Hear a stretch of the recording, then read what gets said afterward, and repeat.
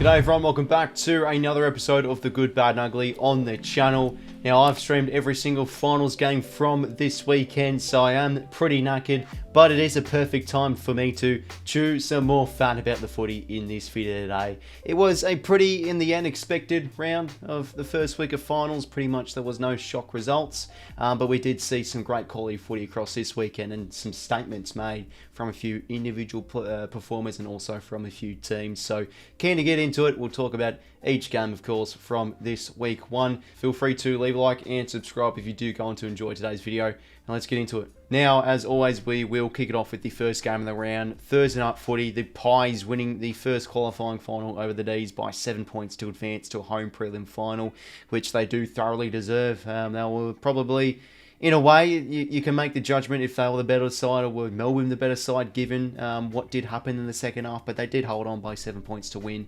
And, I just think the main reasons why they did deserve to win this game of footy was just their pressure and their relentlessness around the footy, especially defensively. They just wanted it more, I felt, in so many areas. It is another one of those poor losses from Melbourne where they win the inside 50 count. They probably look better around the footy, but scoreball pressure, lack of a forward line, good forward line structure hurts them again, and that's just a lot of issues from what we did see last year. It pretty much was the reason why they did go in straight sets last year, so it was a disappointing result, but you just feel like they are a good chance to bounce back this week. But yeah, the Pies thoroughly deserve this result. They've been, the top side all year long, and they moved to a home prelim. And yeah, this game started off really quick. This was a pretty wet game on Thursday night, but did sort of dry up, but was pretty moist out there, at least on the ground. Bobby Hill kicking the first two goals of the game and turned into a wee bit of a stalemate, a quick goal from 𝗟𝗟 after that Maynard unfortunate concussion. The Brayshaw concussion, and Maynard going for that bump to the tribunal. There's a lot of noise around that. Like, initially I thought it was just a football action, but I think he's getting sent to the tribunal because I think he probably opened up his shoulder and sort of leant into the bump. But yeah, look, I thought he couldn't really do much else, but it is what it is. He's off to the tribunal. Don't really like to talk about that stuff too much. I just rather talk about the game. But yeah, the Pies started really fast, and this is probably one of the key reasons why they won this game of football. They started the first half really well. They put on a bit of a score, and heading into this game, I said the main factor with this match is if Melbourne can show ability to have any scoreboard pressure and have a presence in front of goal. If they can, I think they'll win the game of football. If they can't, I think Collingwood will just be the better side. And it really was the tale for the most of this game. They just had no hope of looking like they were going to be going inside 50 and hitting a goal. As I said, they were just so good defensively. I felt the Maggies by checking in a few goals. And yeah, there's a second term gone on. They started to build a little bit. I think around probably that halfway point in that second quarter, the D's started to get on top in the contested game. Around the footy, they started to get the inside 50s. And yeah, in the end, 69 inside 50s to 37. It was an absolute smashing. And this is the problem with Melbourne. They've lost so many games this year and a bit of last year when they can, dominate the inside 50s, but efficiency and hitting at their targets inside 50 they couldn't do. They just bombed it long to the likes of Tom McDonald and everything. I felt their impact was very poor throughout the game. And as the third quarter did roll on, we did see a bit of a goal for goal affair when it felt like Melbourne were about to get back into the game. Collingwood just simply respond back with a goal, and their forwards I just felt were much more superior than Melbourne's. They were just able to really take some important clunks inside 50, where every time the D's just bombed it inside 50, no one was up.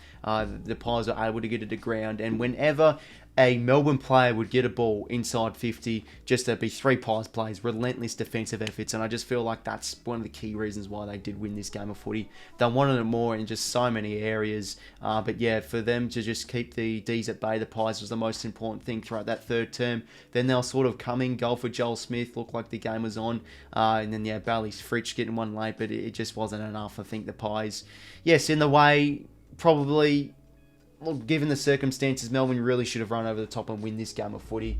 They had the more scoring shots in the end of this game. But as I do say, bad kicking is bad footy, and it has to be said, I think, throughout the majority of this game, the Pies were just the way more of the efficient side. Every time it was going inside 50, something good was happening. There was plenty of players I did love from this game of footy. I think Max Gawn after halftime really did lift for Melbourne. Bobby Hill was an absolute menace, kicking 3 goals. He was just everywhere. He was lively. He's probably one of the most cleanest players in their forward half. I think just in general. In that forward half, efficiency pies were just more of the inefficient side. Jack Crisp had a brilliant first half, and Petrarca and Oliver started to get the game going after half time, and that's probably one of the reasons why the D's did drop this game. They just, Petrarca, Oliver, a lot of their midfield just wasn't getting much impact forward to centre and enough of the footy around the coalface. But they did build this game, Melbourne. But just watching this game as a neutral, Melbourne just had to run over the top and win. I just felt, given the circumstances, they really could have and should have won this game of football, but it's a credit to Collingwood's defence. I can't stop speaking about it. It was just superior. Darcy Moore was great. He was rebounding really well, taking some key intercepts. 𝐼𝐻𝐿𝐼𝐷, Elliott, I thought his defensive role was very good too. Sidebottom was turning back the clock with a great game. 𝐷 very good in the air. I thought he was quite solid. They worked tremendously well as a back six, and they were able to get a lot of those goals out of just exiting stoppages, especially in the third term against the grain. They just got those quick hands out, bashed it forward and get goals off it. So it's a great win from Collingwood. Again, from a neutral, if Melbourne are playing like that but are more efficient against Carlton, well, they should be winning by at least 5-6 goals. It's definitely expected. They contested wise were great. Defensively, a little bit off pace, but that really did tighten up as the game did wear on. But they just couldn't do it in their forward half, and that was the issue. We had a lot of plays that couldn't make much of an impact. Van Rooyen was really quiet, as I did also state. I felt Tom McDonald's couldn't really get much of an impact. Neither could 𝐓𝐻𝐿𝐼𝐷. They had the chances to kick those goals in the final term, but couldn't execute. But the Pies did well enough to hold on and get the job done and win by 7 points. Relentless defence. They won it more in the end, as they do move to a home prelim final to play the winner of Port Adelaide or GWS. Moving on now into Friday night's elimination final, where we did witness the Blues hold on by 6 points against the Swannies after a pretty gallant second half performance. The Swans, well, it was another inaccurate display from them. They had the chances to win. They had the shoulda, woulda, coulda sort of scenarios with how they did go in that second half, but couldn't really convert. But I just think the Blues did so many right to deserve that win. So it was sort of a similar game from Thursday night's game, where the loser of the game, really, given the circumstances, if they were able to put the foot down and be efficient, they really could have and really should have won the game. But it always is a credit to the winner, and I think with this game, well, Carlton's first half was electric. Their start was brilliant. They came firing out of the gates, really putting Sydney under the pump straight away. But Sydney started to settle a little bit, and they kicked 1-5 at quarter time. This has been sort of a tale of Sydney's season. They have been one of the most inaccurate throughout times and throughout a lot of games and decisive games. They just have not been able to bring their shooting boots. So they could have generally been in the lead at quarter time. But that second term Blues were just able to kick away with a few key goals. And then after Errol Gulden, what a game he had, Errol Gulden.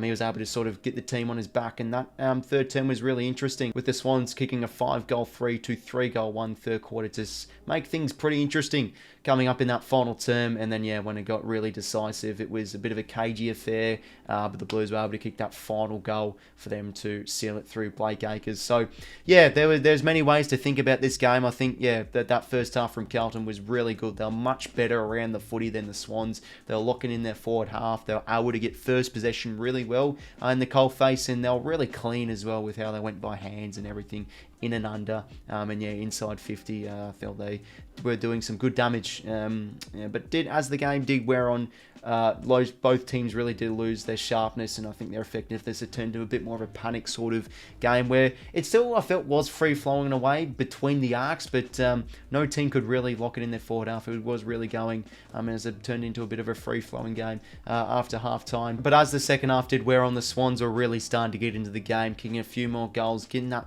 margin very close. It was 15 at three-quarter time. Luke Parker kicking the first goal of the final quarter after Kemp's terrible mistake, and then they had the chances similar to Melbourne in that final term from Thursday night's game. A few points, Gordon had a few chances, a few score reviews, with Blake Acres getting the touches. How good was Blake Acres, saving 2 goals and kicking the winner himself? I thought his game was awesome. But the Blues just did well enough to hold on, and it's just another one of those games where it's been a bit of a shame if you're a Sydney supporter, including myself. I felt The last 6 or 7 or 8 weeks, their forward line has really been humming, but they just could not get it done on Friday night. Their inside 50 entries were really poor, just casually bombing it inside 50. But it's a credit to Carlton's defence. I felt they defended really well behind the footy. Kemp and 𝐻𝐻𝐪𝐺 game, I really did enjoy. They were really awesome in the end. They were able to bring it down to ground and clear it out of the 50 really well. But as for the Blues, where they got most of their scores, they got scores from stoppages, and I felt they were dangerous at ground level.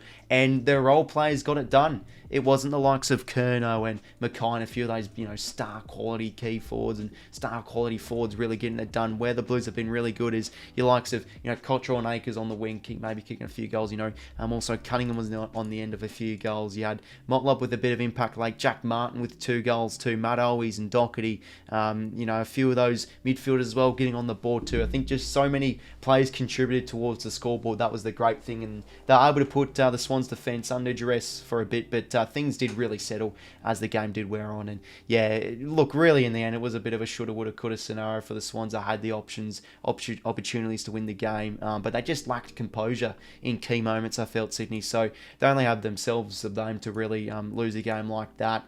But yeah, the few key players I really did love. I mean, obviously Goulden's game was great. Tom McCartan, I really backed in Tom McCartan to have a great game at Charlie Curnow, and it was honestly one of his best games of the season. He did a superb job. Obviously 𝐸𝐿 coming for Fox, I felt that was the right decision in the end. He did really well on Harry Mackay and on the tools. It was just the smalls that really got to work for the Blues in their forward half. They were tough around the footy. They were just much cleaner in the cold face, always getting that first possession. They smacked the Swans in the contested footy, which did really help them win the game. But yeah, defensively, I thought they were really sound. Nick Newman was class alongside halfback. Tom De Koning, he was really big in the final quarter. Paddy Cripps had a great game too. Adam Sarr was clean. 𝐻𝐻𝐻𝐿 I loved. So yeah, it's a game of two sides really. The Blues had a great first half. They really deserved to win the game in the end. They were, they didn't really panic too much. They couldn't really put on a score, but they just kept the Swans at bay. But yeah, for the Swans, they had every chance to come and really win this game, but they couldn't.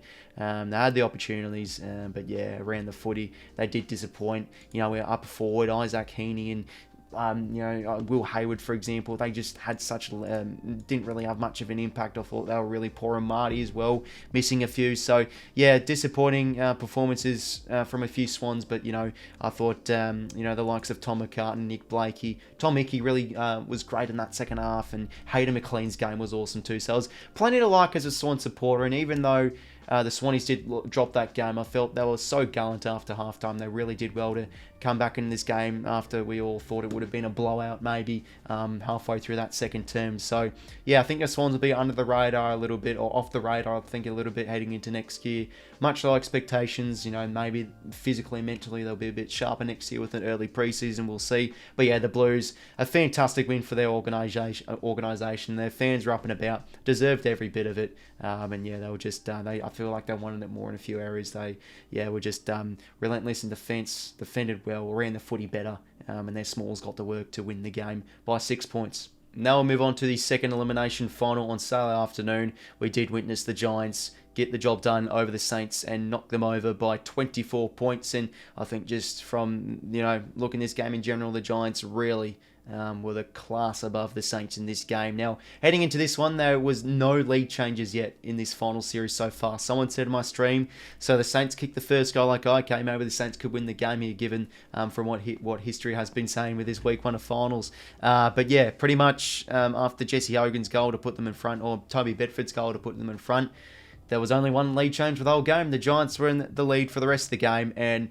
yeah, they were just clearly the better side. Now, with the Saints, I feel like they've still had a really successful year, of course. A lot of people had them bottom 4, including myself, but what they were able to do with sort of, the list they had, I think they got a lot out of their list this year. They still are a young and inexperienced side in a lot of areas, and look, they'll gain plenty of experience off this, but yeah, just think the Giants a bit more of the mature side. They have names in there that have played finals before, and I just think they're in ripping form, the Giants, and they play the finals brand really well. Pressure, the clean hands, the fast build-up with how they play, they were just amazing to watch. Some of their goals and some of their transition was superb. So yeah, honestly, they probably deserve to win this game by more. They really were getting out to get buffers of around 5 to 6 goals, but yeah, with a few goals in a row, you know, Josh Kelly's first half was insane. But yeah, they were able to always respond back throughout courses throughout this game. The Saints with a few goals in a row and make this game interesting. They got it down to like as much as 15 points or under 3 goals. But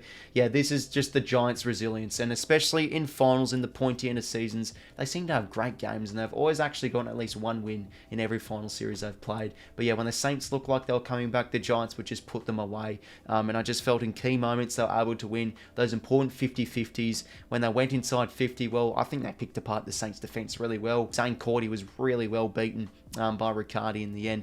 I felt they were able to really nullify those particular plays' impacts in the air and get it to ground, and they just had the dangerous options. And yeah, inside 50, I felt they really cleaned the Giants. They had a lot of marks inside 50. They did convert well in the end, 15 goals 11 to 11 goals 11. But the main thing that really did catch my eye was how well the Giants defended. Every time the ball went to ground inside the Saints 50, it looked like trouble was coming. They were so composed as a back six. Connor Idun's game was just magnificent. What an underrated player he is. Sam Taylor was epic as well, coming back to the team. Whitfield was really composed. They worked so well as a back six. 𝐓𝐿𝐼𝐻𝐿𝐼𝐻 game I absolutely loved. He was just taking the game on through the corridor, just kept on running. But yeah, just in every situation when a 50-50 was there to be won, the Giants would win it, and they were just a class above the Saints on how they moved the footy. They were cleaner, they were faster, they just transitioned the ball way too easily for the Saints' liking. And yeah, sort of the tale of the Saints with a few of their poor performances and losses this year, and honestly the past few years and even last year too, when they do get possession, they just don't know what to do. When they get the ball forward to centre, they turn it over. They had some poor turnovers. They just weren't up to the level of the Giants with how they moved the footy, and they couldn't really execute inside 50. A lot of long bombs too. They just moved it out of the rebounded so well, the Giants. So the cleaner side, the better side, they did thoroughly deserve this win. Few players I did love. Tom Green, 35 touches. What a star this guy. You know, Whitfield was awesome. 𝐼𝐻𝐿𝐼𝐻. I mean, the drive from halfback, high possession getters too. Josh Kelly, probably one of the Giants' best players. His game was just epic. Kieran Briggs and Roll Marshall both competed well. Marshall's had a great second half of the year, and I thought he competed really well. He was trying every bit, you know, to carry his Saints over the line. He had some great individual moments. Wayne Miller's second half was awesome too. But yeah, the Saints, well, is it a prelim? Is it a premature finals spot? It's a bit of yes and no. They were in the top 8 every single round this year. They played some awesome footy, but I just think, you know, in the bigger picture, when are the Saints in that top echelon? I just don't think they are at the moment. But hey, they've still had an awesome year. They've made finals. They've proved the doubters wrong. So it isn't all, you know, doom and gloom, but they will be disappointed with how they have ended the season like that. Again, the Giants really should have won this game by honestly more than 40 points. The Saints were a little bit plucky. They were able to get this back to within a bit of a margin, but the Giants just completely outdid them from the bigger picture. So yeah, the Saints actually won the inside 50 count, but the Giants just moved the ball much better. So credit the Giants. They are all up and about now. They're one of the most informed teams in the comp, and they will play Port Adelaide away, which will be interesting. They have much low expectations. It feels like they have nothing to lose. They could be a red hot chance against Port Adelaide next week. And for the final game of week 1, we did see the Lions get a huge 48-point win over the Port Adelaide Footy Club at the Gabba Saturday Night Footy. I'm recording this video right after I did end the stream of this game, and wow, what a statement made by the Brisbane Lions. Now, there was a lot of noise with Port Adelaide, with people tipping the Port Adelaide Footy Club this week, which is totally fair enough, but I just can't go past Brisbane with them at home. Like, this is why I backed them. I had them by around 20 points, but I didn't expect them to win by 48. But just the thing with Brisbane at the Gabba this year, not only are they better defensively, but they have been challenged at the Gabba this year. That is a definite fact. But every time they've looked a little bit vulnerable when the team's pushing them at home, they just always, with their forward half class, I say this so many times, their forward half class always finds a way. And as a group, they work so well to respond back, show resilience, and this is pretty much the tale throughout the first half. There's a little bit of back and forth. Brisbane were looking like the slightly better team. They're locking in their forward half. Port Adelaide couldn't really get it out. And yeah, for that first half, well, a few goals in a row. Connor Rozee put them in front, but that was the only time when Port Adelaide did hit the front. Yeah, Cam Rayner was huge in that first half. 3 goals, was kicking some great goals, and the quality of the Lions goals too was just awesome. They were either kicking them nicely inside 50. their ability to break free and hit targets inside 50 is just such a joy to watch, especially at the Gabba. And yeah, after halftime, this one was really a bit of a bloodbath. It was a bit of a shame from Port End because they started the game really well, and they were really playing a gallant sort of brand. I thought their pressure right off the bat was good. They were efficient going inside 50, but all that just broke apart after halftime. Again, they were good around the footy. I did feel in that first half, but yeah, they just really fell off it. There were a few individual plays for Port Adelaide who I felt really tried. I mean, Rosie, Butters and 𝐼𝐻𝐪𝐿 were fighting really hard. Of course, Bergman's game, I felt he was a really big competitor there too. It was a bit unlucky. They did sub out Burne-Jones as a tactical sub, and then you had McKenzie go down. You had Dylan Williams go down. They had a few of those injuries, and they were pretty much playing with 2 off the bench or 3 off the bench in the end. But yeah, defensively, they just could not keep up with the class of the Lions forward line. Pretty much now, after halftime, every time it was going inside 50, it was either a mark or a scoring involvement. 𝐼𝐻𝐿𝐼 competed well, but still gave away 5 goals. But, 𝐷𝐻𝐪 just able to break free so well. So, yeah, just so many line players contributing. One of the best players on the ground, I thought, was 𝐷𝐻𝐿𝐼 𝐿𝐼. He was just brilliant with every disposal. 3 goal assists he had, 9 clearances. He is able to kick a goal. He's been in some fine form this second half this year. His ability to, hit the scoreboard and make an impact in the forward half has been a notable thing with 𝐷𝐻𝐿𝐼 𝐿𝐼. I loved his game. Jasper Fletcher's game was superb as well, kicking 3 goals. Again, every touch he did was just magnificent. So he was able to, I think, get a few score involvements more than just the 3 goals. Really loved his game. One of the Lions' best players, Cameron, epic during the first half. Cameron was well contained in the first half, but really broke free of Burton and kicked a few goals within the end.